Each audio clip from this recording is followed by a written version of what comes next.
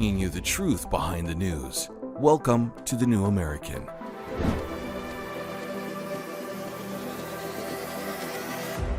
Hello. Happy Thursday, everybody. From thenewamericandaily.com, I am your host, Steve Bonta. We are coming to you live from the heart of flyover country here. And here is where you get the truth, the unvarnished truth behind the news, 5 days a week. Just before we start, I want to remind you to like our show, to give us a thumbs up if you're joining us on Rumble, like us if you're on YouTube or anywhere else you happen to be, and subscribe, join. You can see from the graphic right there how this is to be done. Also, join us, our channel on Locals, thenewamerican.locals.com, where we're building slowly but surely a loyal community of followers and where we put all kinds of extra content, including nearly daily additional live streams by yours truly and other people on various matters that we don't have time to comment on in this show and this kind of thing. So, Locals. Finally, we are the New American Daily, and that is a reflection of the fact that our parent organization is this magazine, the New American Magazine. We encourage, exhort, we beg and plead and cajole with you to subscribe to the magazine, either print or online. You can go to a certain 800 number, which is about to appear on the screen. Where is that number? There it is, right there. Nope, that's not it either.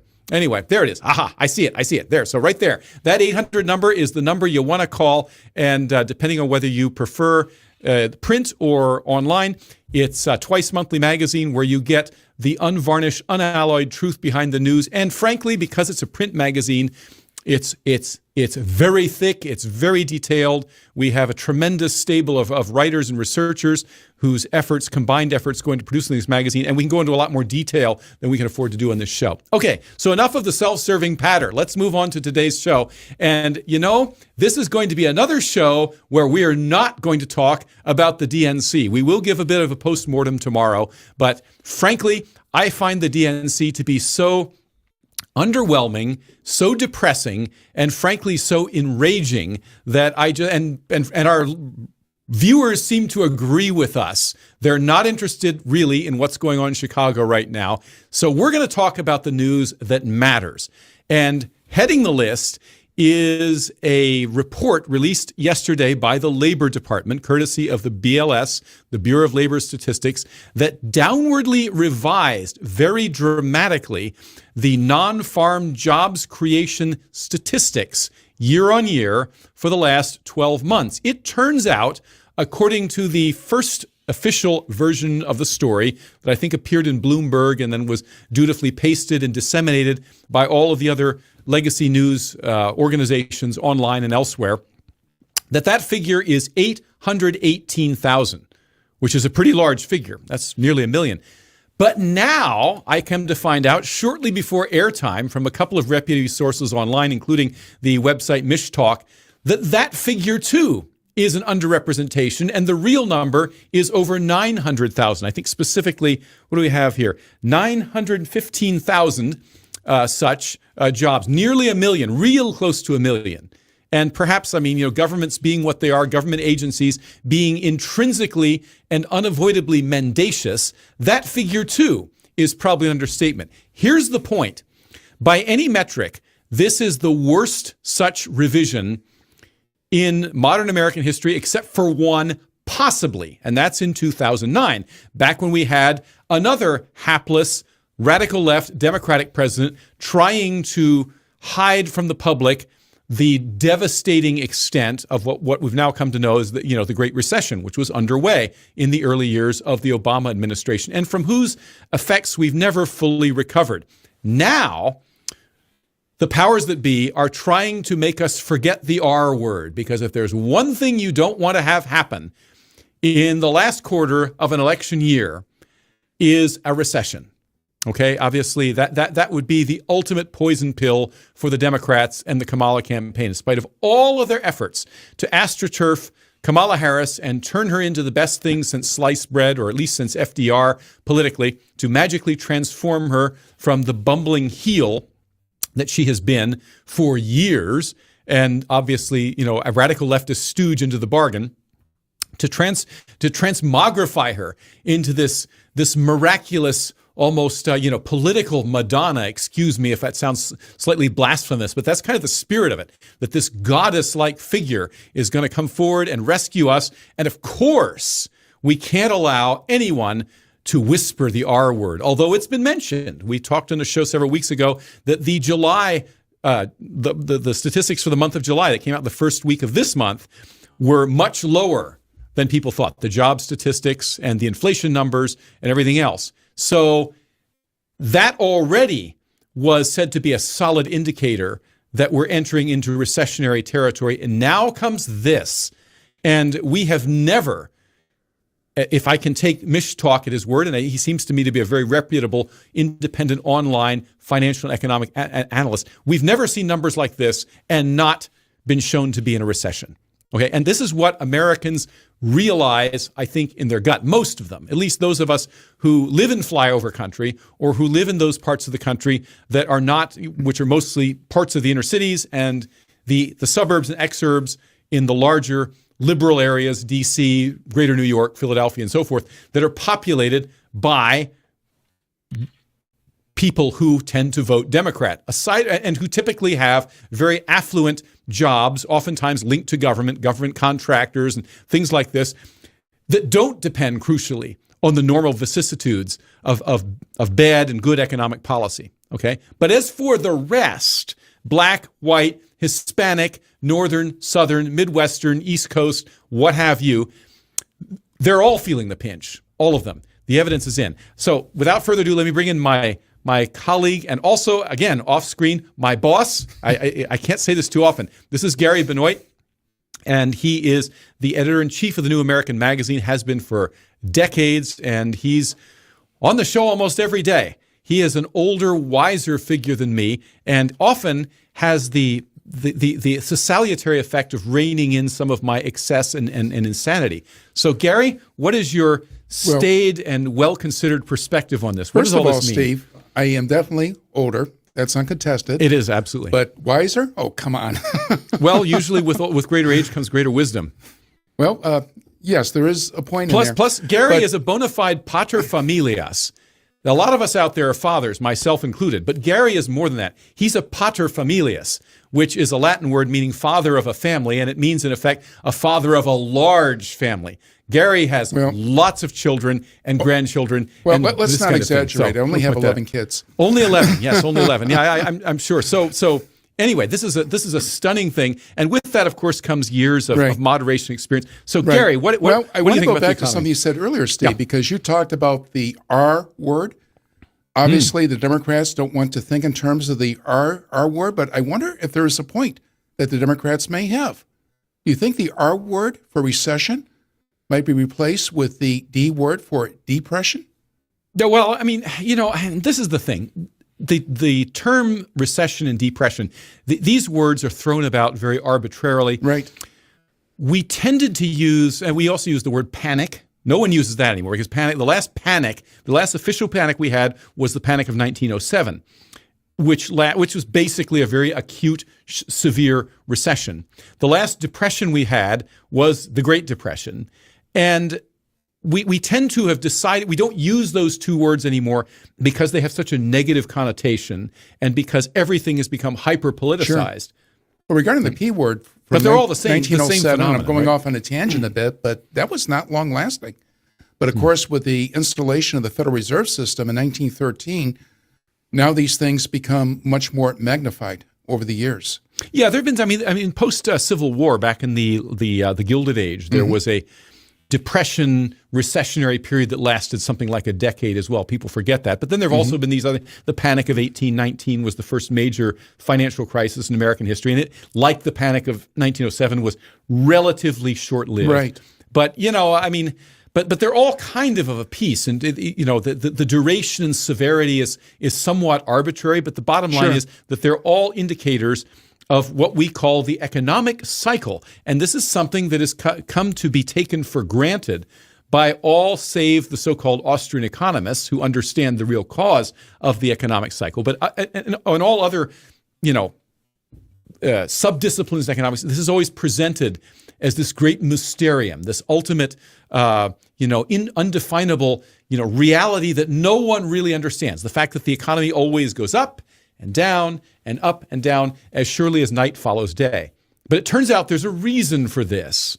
Do you know what that reason is? Well, government intervention certainly has made it worse. Yes, well, it does. And specifically, the institution of fiat money. Right. And the way that the banking system works, even before the Federal Reserve. Which ties back to the Federal Reserve. Well, even before that, I mean, if you look Harry Murray Rothbard, among others, has done very, very insightful studies of many. He wrote a book on the Panic of 1819, for example, as well as probably the best study ever on America's Great Depression, and many others besides. And the common denominator has always been the banking system. Okay, I mean, I don't want to go too far afield with this in the show right now, but suffice it to say that even before the Federal Reserve, we had this weird exceptionalism where the banking sector is concerned, where banks were allowed to do something that no other business was, namely take things that didn't belong to them and lend them out to other people. I mean, warehouses can't do that. If you put a truck or a tractor or some other piece of machinery in a warehouse, unless you explicitly sign an agreement saying, you are allowed, you, Mr. Warehouse owner, are allowed to in turn lend this out and make money on it as long as you give me a cut. If you don't sign that, then basically all you're doing is you're creating what's called a bailment, which is an agreement from one person to another of custodianship over something. Okay, so the depository agreement in banking is a bailment legally, and yet a very weird type. It's not found anywhere else. It's not licensed anywhere else by any law, and that is that the money that you put in a bank, even though it's supposedly there on demand when you want it, the bank can then apparently turn and lend it out to other people. And so this state of affairs has always allowed bankers individually to create money by issuing credit that they don't actually have any basis for. And so this was the source of these 19th century panics, and even earlier than that, the South Sea bubble and so forth, the tulip bubble and all these so-called bubbles as well, were all ultimately created by this weird quirk of banking. But it's been made much worse and much more predictable by the institution of modern central banking, where the entire system can do this, can inflate, can create these bubbles at will, and then in due course, eventually, someone says, ooh, my goodness, the emperor has no clothes. Right. Puncture, the bubble bursts, and we're back to square one. And except each time it gets worse. I imagine it, Steve, almost like a heroin addict, where you get your fix, but you have to get greater and greater fixes until eventually the heroin addict dies. And it's the same thing with the economy.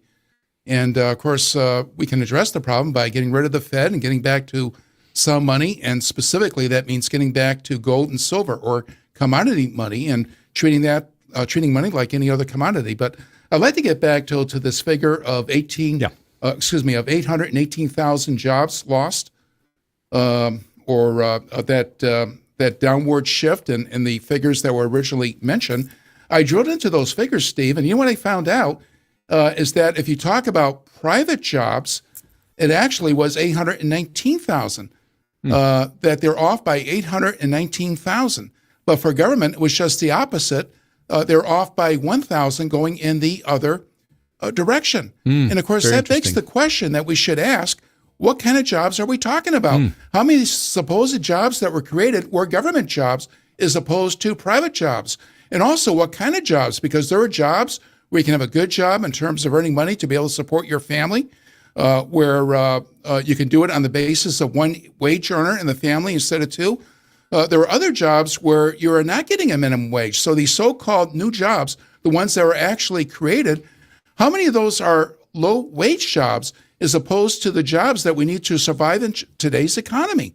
Yeah, well, I mean, and of course, this whole idea that any government bureau, no matter how adroitly staffed with experts, no matter how well provisioned they are with all the latest technology and tools to be able to crunch numbers, is still far too complex an entity to be thusly characterized. Right. So these are even if, and this is a very big if, even if all those bureaucratic functionaries who are crunching numbers weren't horribly biased, weren't trying to weave some sort of narrative that suited various obscure political agendas.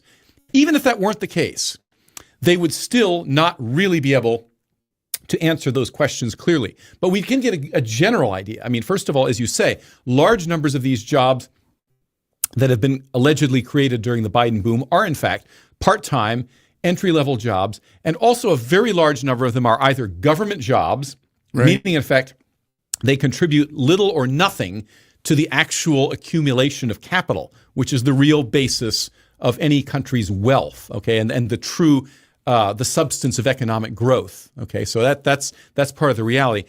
Or if not government jobs, then jobs in sectors like healthcare, which might as well be government jobs because they've essentially been rendered appendages of the federal government thanks to decades of legislation and control and all the rest of this. What we're not seeing is robust growth in the areas that matter as far as wealth, the building of lots of more factories, startups and things like this, jobs on Main Street, business formation. These are the things that, taken the aggregate, even though it is kind of a will-o'-the-wisp to believe that, that we can somehow come to grips with this, we can create these statistics, and they're going to tell us exactly what the state of economy is. That's really a very subjective thing. Oh, it really is. Okay. But the bottom line is this. What else would you expect with a government that increases its size constantly and a government that more and more regulates people and regulates business? Of course, that is going to harm the economy. Of course, regardless of what the statistics say, we know that the economy is going to go into a downward spin because of this. And the only solution is to do just the opposite. They have less government less regulation, fewer regulations. I mean, from a political point of view, this is certainly very opportune because it is, while Trump is far from perfect on a number of economic and financial things, he does understand, however rudimentarily, how the free market works. He really does. And look what he did in the energy sector, having been a businessman. Can you imagine after decades of energy dependence on dangerous regimes that suddenly we became self-sufficient in energy because of slashing regulations during the Trump administration? And if Trump is elected president, he's no doubt going to be confronted with something similar to what Ronald Reagan had to contend with when he became president in 1980, which was a massive recession brought on by the policies of his feckless predecessor, Jimmy Carter. And so Ronald Reagan took the heat for that, and it took the better part of 2 years into the first Reagan term to get that under control. But that was, lest we forget, the stagflation and the recessionary tenor of the economy in the 1970s extended well into the early 1980s on Reagan's watch. And I suspect something similar happened here. The name of the game is probably, from the point of view of all of the Democratic myrmidons and the bureaucrats in government, is to postpone the evil day, or at least general acknowledgement of the evil day as long as possible, meaning the acknowledgement that, oh golly, we are in fact in a recession and have been for the last 2 quarters or 3 quarters or whatever. Postpone that so that, if Trump gets elected, they can then hang it on him. Because I guarantee if Trump gets elected, we're going to hear all sorts of moaning about the economy the moment he's inaugurated. I got to be thinking of that, but at the same time, it appears to me, and I think you agree, that the insiders or the deep state, whatever you want to call them, are going to stop at nothing to try to prevent Trump from becoming president again. Right, and part of that, of course, right now it serves it serves Trump's interest, of course, and Trump's been talking about this. I kind of, before we go too much further, I kind of got a little bit sidetracked here, but we had a couple of interesting pieces of B-roll to show, a clip in particular. I forget which one this is, guys. Let me double check. It's number 2, perhaps. But this is such a poisonous topic that yesterday, no less in eminence than Gina Raimondo, who is the labor secretary, the commerce secretary. She's in denial, isn't she? She's the commerce secretary. Trump says it. She doesn't believe it. Right. Well, she appeared on ABC News, and she was confronted with this newly minted fact of the fact that the jobs figures have been downwardly revised, and she was asked on the show by ABC, well, what do you think about this? Look at her reaction. Let's see if we have that clip here. So when you hear that, do you potentially think that this new numbers could be a liability for this campaign? No, when I hear that, first of all, I don't believe it because I've never heard Donald Trump say anything truthful. It is, though, from the Bureau of Labor. I'm not familiar with that, but...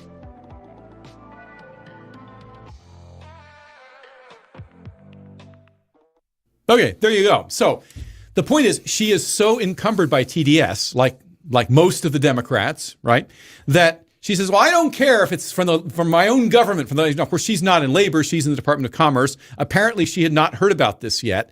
And Trump had been on the hustings already that day, trumpeting this fact, the 818,000 job losses. And they played that clip for her.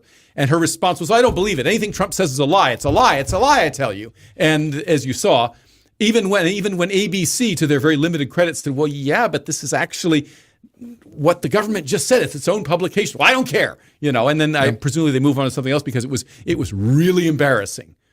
What do you say to that, Gary? I mean, are they so delusional that they're now denying the so-called facts that their own organs of disinformation are producing? It's possible that she simply had not seen the figures yet, but it's also possible that she had, but she was refusing to acknowledge. Yeah. Well, so, so at this point, obviously Trump wants to get the word out. Trump wants people to know, oh, look at this now. And of course, hopefully he'll see this, so my source online, this article, which shows pretty plangently that even those figures are wrong. Apparently somebody calculated it from the data, came up with 818,000, and it turns out the real figure is 915,000, and there are a couple of other people that are corroborating and saying, yeah, actually it's even worse than that. And so hopefully Trump will find out about that. So it's in his interest to let people know how bad things are. But what have we been hearing from the Democrats for the last several weeks? Okay. Oh, the economy's great. Absolutely. And that Trump, he's a mean guy, and all he does is talk about these negative, dark, black pill things, and don't listen to him, listen to us. We're all sunny and optimistic, and we're about the future and not the past, and on and on and on. So makes you wonder if Democrats go to grocery stores.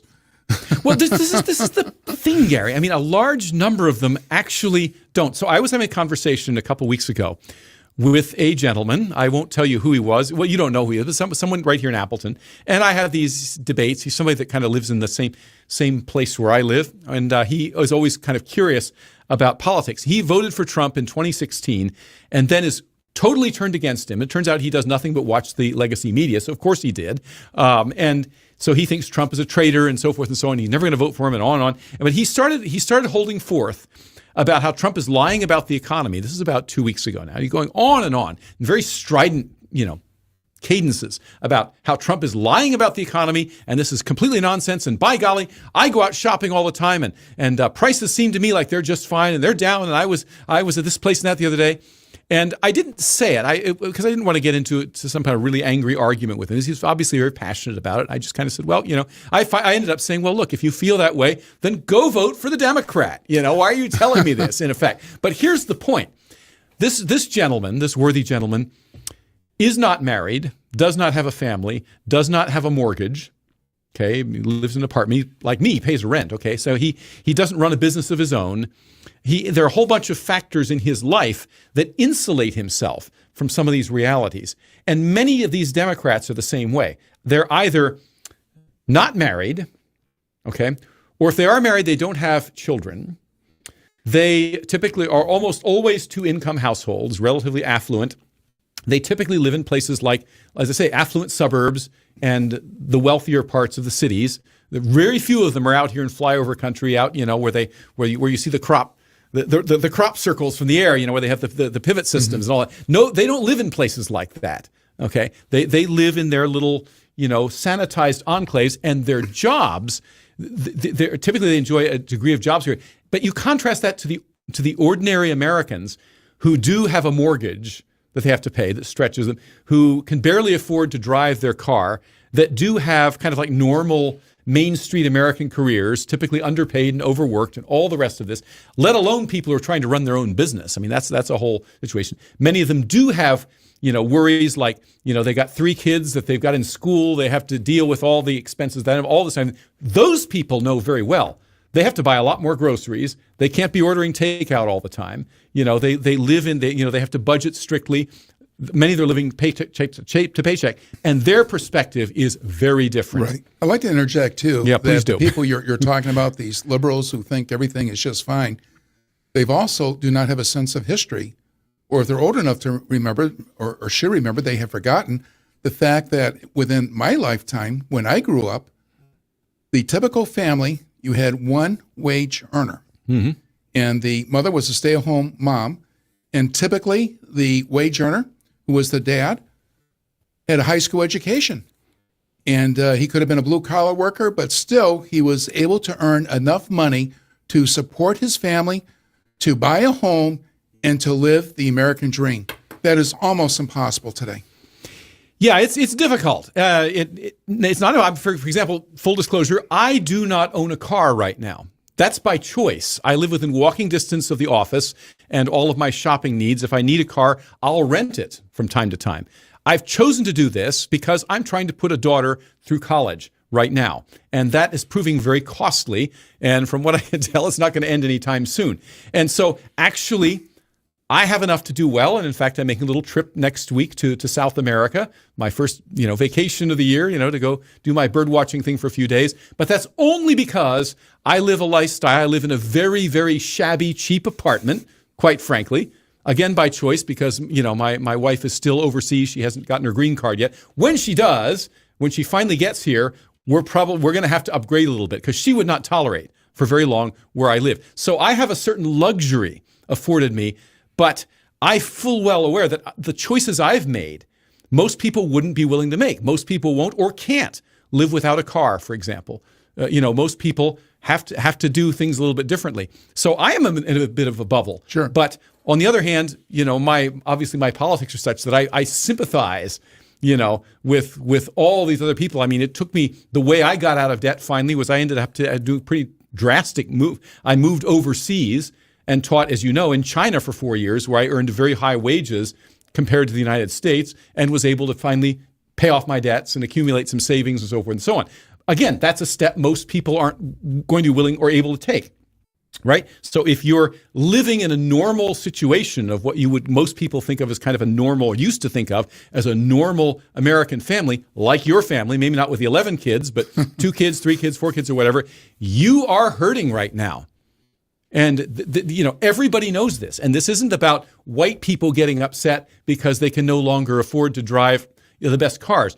It's being felt all the way down. I mean, a lot of black people are being interviewed and me saying, oh, yeah, 4 years ago when Trump was president, I had a good job. I was making a lot more money. Things were doing better. Everybody knows this. And I think in the end, this is going to tell bigly in the elections in November, but we shall see. All right.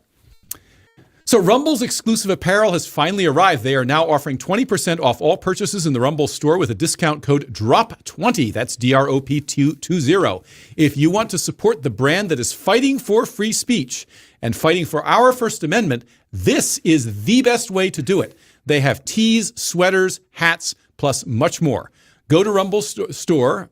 That's rumble.store, I think, and make sure to enter DROP20 as the promo code to get 20% off your entire order. I guess that's the whole thing. I do these read-throughs and I tell. Anyway, we'll be right back, folks. Socialism has a much stronger grip on America than I think the majority of Americans realize. I mean, all this stuff about utopia doesn't exist. Are you ready to take a stand? Join us in beautiful Laguna Hills, California on September 20th and 21st for an inspiring 2-day event with General Flynn. This powerful event will also feature keynote speaker Pastor Paul Blair, along with a variety of important topics that you won't want to miss. If Americans want to remain a free and sovereign nation, more people need to understand the principles and values that built this great nation. At the John Birch Society, we have the organization, the plan, and the resources to do just that. Our founder, Robert Welch, said, "Education is our total strategy and truth our only weapon." Go to jbs.org to learn more, including how you can get involved to work locally and impact nationally. Join the John Birch Society today.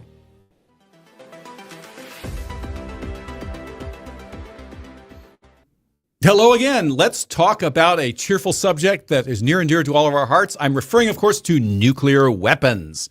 So the news broke that quietly back in March, the Biden administration dramatically revised something, and I want to make sure I get this right. It's the Nuclear Employment Guidance Document. This document essentially spells out our strategy, tactics, and doctrine to be used in the event of a nuclear conflict. Now, this document is revised typically every 4 years or so. And so this, as far as anyone knows, is the first time it's been revised during Biden's tenure in office. And while the existence of the document is not a secret, its contents are highly classified. So we do not know anything other than broad brush information about, what's in there. And there are a couple critical things which acknowledge the pragmatic reality of the changing world that we live in. Number one, it's no longer us versus Russia anymore. That's old and busted. The new hotness is it's us versus China versus North Korea versus Russia, possibly all at once, possibly one at a time, and perhaps in the very near future you can throw Iran into the equation as well, although there's a lot of dubiety as to whether Iran has really got the nuclear, is at nuclear breakout point that it's frequently alleged to be. Okay, but I obviously, the main thing has been this pivot to China, has been to say, in effect, that China now is probably the most adversarial, and we need to take that into account. Now, there are several reasons for this, from the point of view of traditional foreign policy wonks.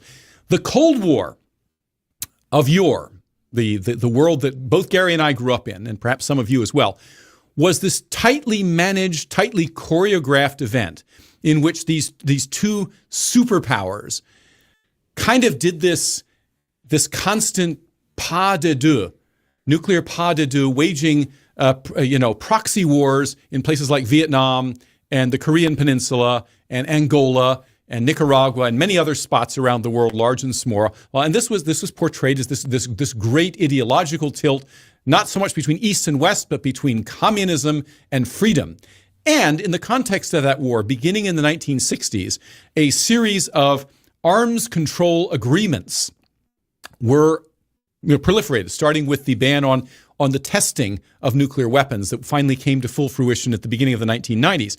So for the last 30 years, neither the U.S. nor Russia has openly, detonated a nuclear device, although other countries, North Korea, India, and Pakistan have. Okay, and then in addition to that, there were all these other treaties, the START Treaty or Strategic Arms Reduction treaties, that both superpowers, under the terms of which both superpowers agreed to maintain, to cap the levels of actual armaments. And in this way, both, the number of actual nuclear weapons deployed dropped rather dramatically by the tens of thousands, from being close to maybe 100,000 total by the late 70s to being what it is today, which is roughly 5,000 warheads apiece between U.S. and Russia. Now, there are a couple of complicating factors. Number one, thanks to the war in Ukraine and everything that's happened pursuant that event, Russia has essentially walked away from all of those treaties, and so has the United States. There are no longer any limitations, theoretical or otherwise,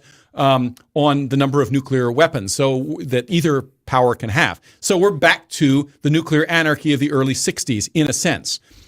Point number two, China has never been involved in any of these agreements, much less North Korea or any of the other nuclear power. Well, I guess the France and the UK have, but they're supposedly the good guys, right? But China, conspicuously, has never even disclosed the size of its nuclear arsenal.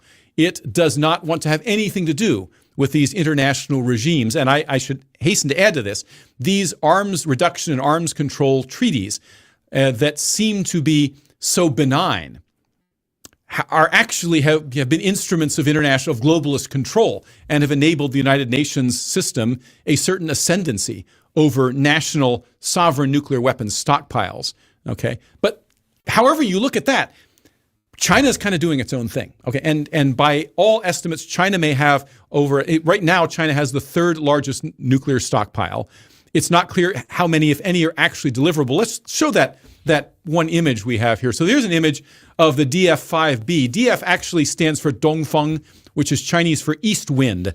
And this is China's most developed nuclear missile. The East Wind series is the most recent, supposedly do possess MIRV technology, which means that each nose cone has a bunch of different bomblets that can be guided to different destinations, each of which has its own warhead. So, so China apparently has that, but no one knows how many of these are actually deployed, much less pointed at us, or whether, in fact, they would work as advertised. There's very little doubt that American and Russian nukes would work. Chinese, it's a cipher, okay? But by the end of this decade, it's being estimated that China could have as many as 1,000 nukes. So that brings them kind of in the neighborhood of the U.S. and Russia. This is something that can't be overlooked. So this is what's happening. Now, adding to this is the fact that China, for reasons of its own, has chosen right now to seriously antagonize a major U.S. treaty-bound ally, the Philippines. So up until a few weeks ago, they were attacking all Philippine ships that went to give aid to an old World War II era ship that the Philippines had grounded on an atoll called the Thomas Shoal. It's actually mostly below water, but it's very rich fishing grounds, and it's only a little over 100 miles off the coast of the Philippine island of Palawan, so well within their economic zone. And then they hit some kind of a deal that was going to stop, and China immediately pivoted, and a couple of days ago, they attacked a Philippine boat going to another place called Sabina Shoal in that same general area, and wackiness ensued. Boats collided, the Philippine vessel ended up with multiple holes, and it prompted the U.S. government to issue an official warning to China that we are bound to come to the Philippines' defense. So we're on the rager's edge right now in the South China Sea for whatever reasons. And into this mix comes new nuclear doctrine, of which we don't know the details. So let's just talk for a couple of minutes about this. Gary, one of the points that we like to make in the New American, we've done so periodically over the years, is that nuclear weapons, that arms control is a major globalist Trojan horse.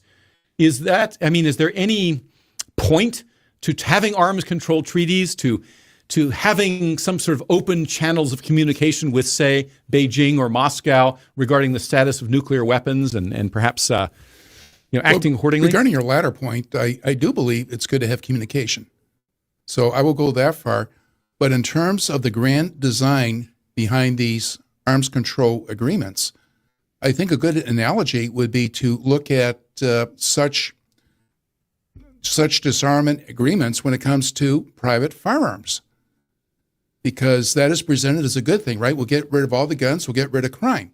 But it doesn't work that way, does it, Steve? Because you get rid of all the guns, then the government becomes a monopoly of power and the people become slaves to the government. So I would say it's the same thing on the international scale, because obviously what is being promoted by the internationalists, by the globalists, is not disarmament in a vacuum. Well, what they want to do is they get nations of the world to disarm, is to correspondingly build up an international police force under the umbrella of the United Nations. So it's the same thing as what happens domestically. On the international scale, the countries that do disarm would have to worry about the monopoly of power that then would be possessed by the international government. Yeah. Okay, well, yeah, that's true. I just want to make one more point on that vein, and that is that regardless of what the details are of this recondite plan that nobody knows about except Biden and a few of his inner circle, whatever, we can rest assured that it probably doesn't include the following. It doesn't include a robust recommendation for the U.S. to build up more and better nuclear weapons. It does not include a recommendation for the U.S. to build up any kind of significant national defense against incoming nukes. Why do I mention this? Because, the really damnable thing of these agreements in the past is that the same people that were urging arms control on us, that were bringing about this kind of globalism by other means, using these arms control treaties, were also steadfastly opposed to any notion that we should actually try to find ways to defend ourselves against incoming nukes. Right. Ronald Reagan, who was, far from a perfect president in many ways, but he came out and said, well, why don't we develop technology to intercept missiles? What a novel idea. And that was a good thing. But, Steve, he also said at the same time that when we develop that technology, we should share it with. We would share it with the Soviet Union. Right. I mean, this is absurd in the face of it. And then, Right. so there's been all this. This is all ancient history to many of our listeners. I know that. I get it. But past is often prelude in things like this. And, I mean, if you look at Israel and the fact that they have built this massive system of interceptors, the Iron Dome system, Yes. that works very well. And for that matter, going all the way back to the Gulf War, which was the first time in the early 1990s that we deployed missile interceptors, the Patriot missile batteries, and they worked tremendously well. They shot the Scud missiles out of the air. Now, modern day missiles, particularly these cruise missiles and so forth, are a different animal. They do pose the hypersonics that Russia has, the Kinzhals and so forth, certainly are an issue. But to use that as an excuse and to say, well, therefore, we're just going to surrender. We're just going to leave our country open, naked to attack, open to nuclear blackmail. We've seen how well this has worked. I mean, Putin, frankly, has been using the nuclear blackmail card for the last 2.5 years vis-a-vis Well, the Ukraine. threat of nuclear war has been used as a pretext for building up globalism, right? Yeah. To move toward world government, just as the threat of climate change or the threat of a pandemic or whatever. All these things are used as pretext to transfer more and more power to globalist institutions. And saying that, Steve, I just want to add one point that I believe that the greatest threat we face is not nuclear fallout, it's sellout. And that threat does not emanate from Moscow or from Beijing like it does from Washington, D.C.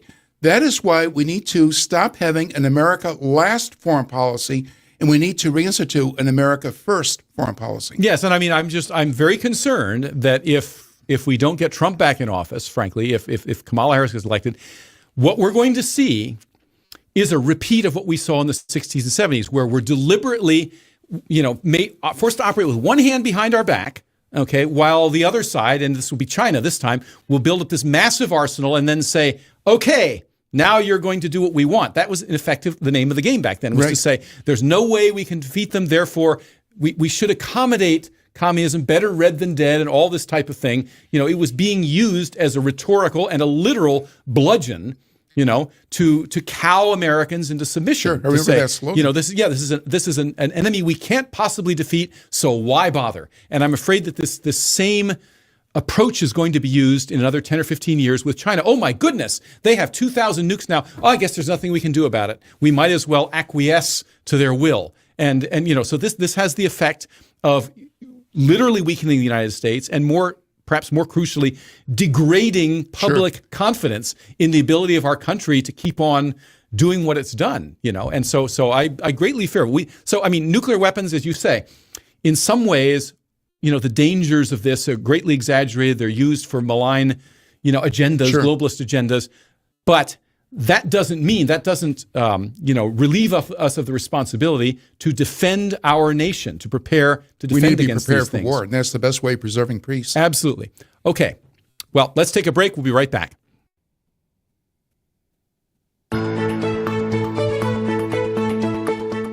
Hi, I'm Alan Keyes.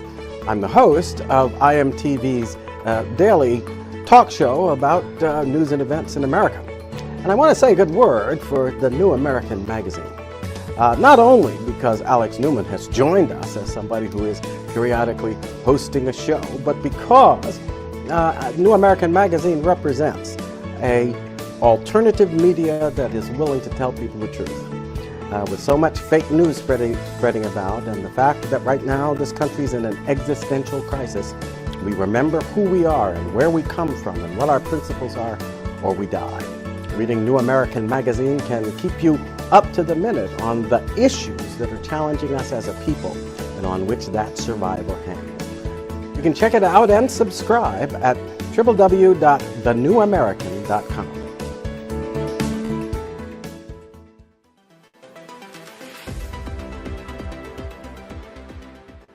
Okay, so now we're going to talk about something a little meatier. We don't often make forays into this. We're going to have a discussion here. With me in the studio, as before, Gary Benoit, and then also another frequent visitor, Bill Hahn, who is the CEO of the John Birch Society. And we're going to do something that we're wont to do here at the JBS and the New American. That is, every time somebody in prominence traduces our organization or misrepresents it, we tend to fire back, and we're going to do that today because the I don't know how many of you are familiar with the magazine, the periodical Foreign Affairs. I think it's every 2 months it's published, but Foreign Affairs is published by an organization called the Council on Foreign Relations, or CFR for short, which is depending on whom you talk to, America's premier foreign policy think tank, or from our point of view, and this is the correct point of view, it is one of the primary nerve centers of the globalist establishment. And Foreign Affairs usually reliably retails the globalist perspective. So this latest issue has a lot to say, as usual, on foreign affairs and relations. And there's an article that we discovered. This is the September-October issue. For those of you who have access to it online, I think it's behind a paywall, but you might be able to get a copy of it. It's an article called The Autocratic Allure. Let's see if we have a picture of it there. Now, that's part of it. Anyway, The Autocratic Allure. It's a review essay by one Beverly Gage, who I'm given to understand is a professor of history at Yale University. In fact, she got her PhD the same year I did, in 2004. But the subtitle, Why the Far Right Embraces Foreign Tyrants.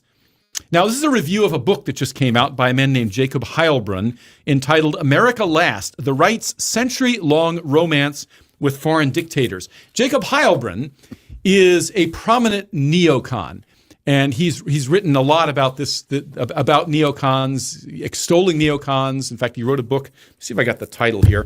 I've not read him, but he wrote a book, yes, back in 2008 called, They Knew They Were Right, Rise of the Neocons. So he's now an editor at the Center for the National Interest, which is a neocon foreign policy-oriented organization. Okay, so he's written this book, and what the book alleges that the so-called American right, or the far right, has always had a love affair with foreign dictators, going all the way back at least to Kaiser Wilhelm II, the evil bugbear who allegedly started World War I back in the day. And here, just a couple quick quotes from the article, and then we'll turn this over to discussion.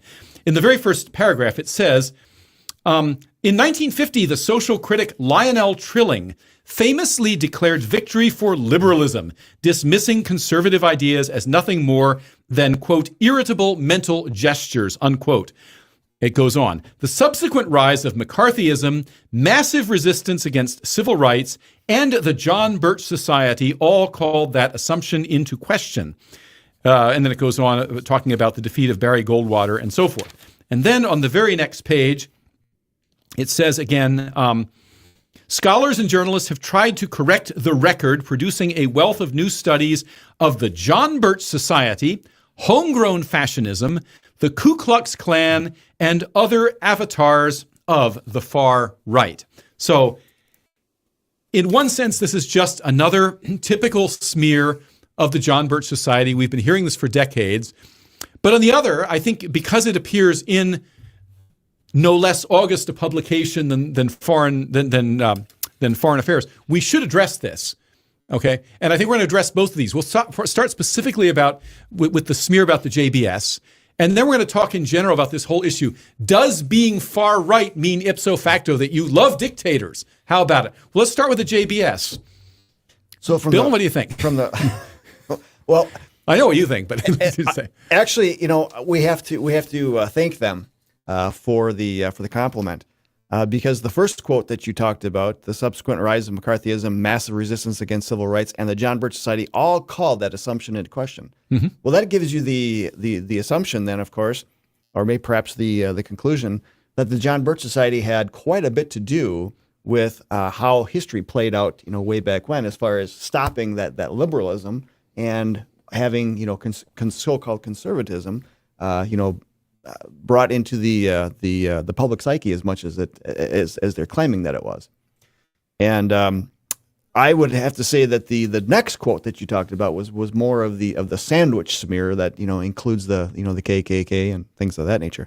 But we are, as you heard in a couple of the commercials on air, that the John Birch Society is predicated on education. And so when we put out a DVD years ago called Overview of America, and that poses the question in regards to right versus left. And that is the folks that use these terms really do not give meanings of those terms. Yes. And so when we look Weasel at words.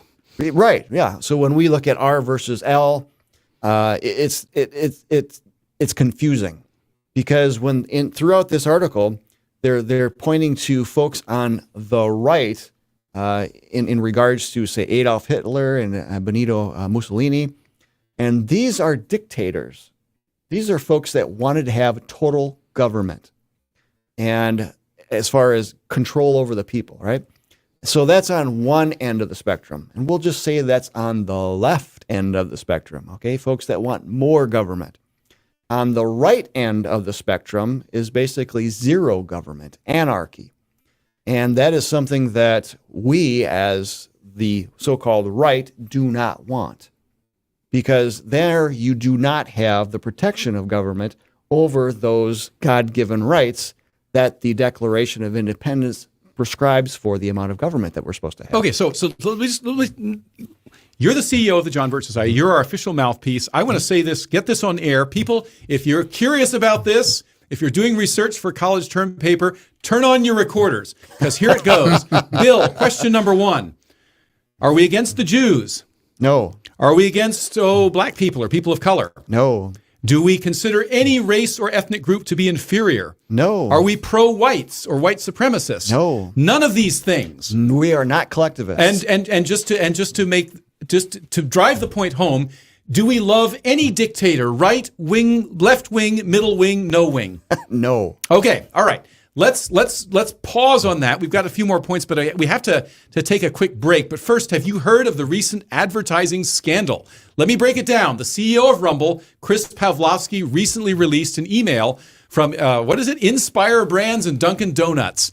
The email explicitly states the right-wing culture of Rumble is too polarizing. In other words, Dunkin' Donuts has a problem with right-wing culture and wants nothing to do with it or Rumble. Too bad. I used to like my Dunkin'. But here's the solution. Stop buying products that don't support you and start supporting brands that support you. The competing coffee brand that we all need to get behind is Rumble's 1775 coffee. For a limited time, Rumble is offering to buy 2 bags of coffee and get 1 for free. Go to 1775coffee.com and enter promo code Duncan to get this limited time deal. And we'll be right back with our concluding segment.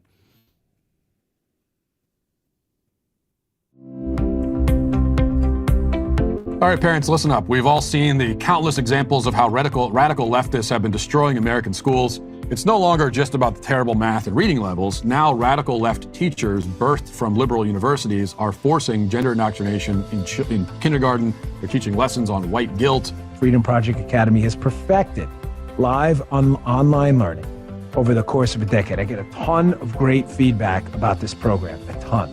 They're built on Judeo-Christian values, a classical curriculum. What does that mean? It means they're taught, your children are taught the way that the founding generations of the country.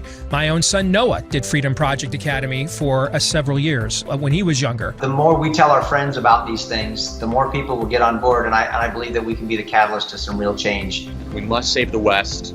Our way of life and our culture is under attack, and because of patriots like you and your project, I have optimism for the future.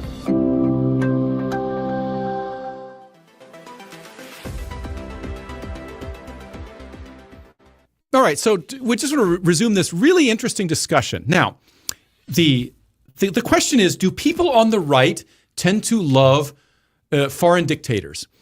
I just want to add my 2 cents to this. There is a bit of a tendency for some people in America who sometimes identify as far right or very patriotic to identify with foreign leaders that they consider to be like-minded. Okay, this is I think an incontrovertible fact. And right now, Exhibit A of this happens to be Vladimir Putin, the dictator of Russia. Okay? A lot of you out there, frankly, if you're honest to yourselves, like Putin a little bit more than you should. Here's the truth. Putin is a vile dictator. Okay? He's been a vile dictator and a murderer for decades. All right? So is Xi Jinping in China. And there are some voices, some of them very loud on the internet. I'm talking to you, Dr. Steve Turley, who are constantly telling us that the likes of Vladimir Putin and Xi Jinping are actually civilizational heroes, that they're bringing back, the old days of civilizational politics, and they're demolishing the New World Order and all this. Well, there's a modicum of truth to that, too. But as someone who lived in China for 4 years, who experienced what it's like to live under Xi Jinping's communist dictatorship, I can assure you he's not a good guy and he's not a hero. And mutatis mutandis, the same is true of Vladimir Putin. Yes, these people may pose as saviors of civilization, as indeed, once upon a time, the Hitlers of the past did. Okay? But here at least, we're not just a red pill or even a white pill organization. We're a clear pill organization, to coin a new term. And that means that in our little pharmacopoeia of pills, the most important is the ability that we confer to you to think about things clearly, dispassionately, and in a nonpartisan way. So I know and I understand the impulse to look abroad for heroes. But here's the truth. No other country in the world has a form of government like ours. In that context, if our government is fraught with imperfections and problems and challenges and sometimes verges into forms of fascism and so forth here, if we have that struggle here at home, how much more is that the case with people overseas? Now, a little over 20 years ago, in the late 1990s, at the John Birch Society, we put together a book. It's actually originally my idea, so I wrote several of the chapters of it. It was called Heroes of the 20th Century. I'm not sure it's in print anymore. It's a big, glossy coffee table book. And in that book, we included a number of people who had become part of the canon of 20th century villains according to the mainstream account of history. Chiang Kai-shek, for example. Okay, Chiang Kai-shek was the guy who pretty much, he wasn't the founder of the Republic of China, but he was the guy that vindicated it, saved at least Taiwan from the Chinese communists and so forth. And to be sure, Chiang Kai-shek was not a perfect guy. He wasn't born a Christian. He was converted to Christianity. He did some bad things. Okay. Right. Became a better person though after he converted to Christianity. Yeah, he did. And so and I can mention some other people that are routinely vilified and upheld by the left as evil demons. Okay. Pinochet, Augusto Pinochet, the former, and he was a dictator of Chile. Let there be no mistake about that. Let's see who else. Francisco Franco, the dictator of Spain. Again, he was a dictator, to be sure. And we could go on. There's a long list of such people. Here's the thing. In the absence of a standard like the Constitution or the Declaration of Independence, what are we left with to appraise the merits or lack thereof of foreign leaders? And the answer is, you look at the totality of their fruits. Okay, so let's talk about Chiang Kai-shek for just 1 second. I have been to Taiwan, and I've also lived in mainland China, and I also speak Chinese. And I can tell you that Taiwan and mainland China are like day and night. Okay, particularly when I was last in Taiwan, which was back in the 1980s, the contrast was incredible. Taiwan is the fruit of Chiang Kai-shek and his son Chiang Ching-kuo, who's also styled as a dictator and so forth and so on. So those are the fruits. Or we can look at Spain and Franco. Yeah, Franco did some bad stuff too. But Spain is not a communist country today, nor is it a fascist country today. And we could look at Chile and make the same comment. Yeah, Pinochet wasn't perfect. He did some bad things, no doubt. He had to break a few eggs, but look at modern day Chile. Yeah, and he was a dictator. And then contrast that with the likes of Venezuela, Cuba, Nicaragua, communist China, and so forth. And it's interesting that in every one of those instances, and many others besides that we could adduce but don't have time to do, those people were all lauded by the left in the United States. Exactly. Okay, so they couldn't stop their praises of Uncle Joe Stalin and Chairman Mao and his courtly sidekick Zhou Enlai in China. These were enlightened, European, educated agrarian reformers. How can you go against them? Fidel Castro, another agrarian reformer. That was lauded by the American left. But somehow people like this guy Brian don't take that into account. So the left very much has its blind spots too. Here's my point. My point is it's not a right-left issue, as Bill, as you were saying just now. It's an issue of, first of all, what goes on in foreign countries should not be our prime concern to begin with. So while we We applaud maybe what's happening in Argentina with Milei. I mean, we'll see what happens there. Argentina is not the United States, okay? And we may express concern for what's going on in China or what happened in Cambodia or whatever, but those aren't America either. And so, so our judgment is always going to be impaired.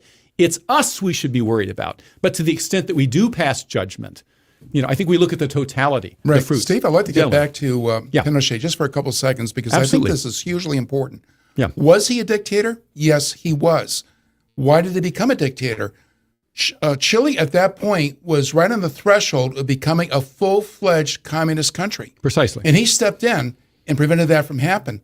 And did he exercise dictatorial powers at that point? Yes, he did. But you know what he did? Something not quite unique in history, but extremely unusual. Once order was restored, and once they had peace and the economy started growing, he stepped away from power and turned that power back over to civilian authorities. How many dictators do that? Yeah. Only after they're dead. What do you think, That's Bill? true. I think the case of the article, it's a lot of revisionist history, because I think the lens of oppression, as they like to say, should be turned more towards those that are coming up with the drive and the push for the New World Order. They are stripping away the sovereignty and the freedoms from those that have our country's great experiment of freedom. Or experiment of self-government, I should say, and they're standing in the way of that, and they're trying to push us into the New World Order. Which again, we look at the spectrum, right? So this is going to be on the total left, where they want to have that government tyranny, and we do not. There's a huge difference. Yeah, and I mean, much as we would like to see the whole world be able to partake of the same bounty of liberty Absolutely. and limited government that we enjoy here or used to enjoy under our system. I mean, frankly, we've got to mind our own. We've got trouble aplenty here at home. The best way to spread that, okay, and I'll put into air quotes, spread democracy. I mean, that the whole big neocon thing, the last 20-some years. But the best way to spread, freedom is basically to live that example. Absolutely. Show others exactly how we're supposed to be doing this. Well, and this is a point that's being made that I think is a good one. That who was it just the other day? I forget. I read many different people. I forget the source, but somebody was saying, in effect, the rest of the world used to look up to us. It may have been Trump or somebody commenting on Trump and criticizing, excoriating him for daring to say what everyone knows is true, and that is that there was a time in the very recent past that America was almost, was the golden city on the hill in the point of view of almost everybody in the world. And today, so many people resent and hate us, sometimes without justification, but sometimes because we were meddling in their affairs and trying to go to countries that maybe, really are not ready for or whose culture is not suited to the type of government that we have, and trying to force the proverbial round peg into the square hole, right? Absolutely.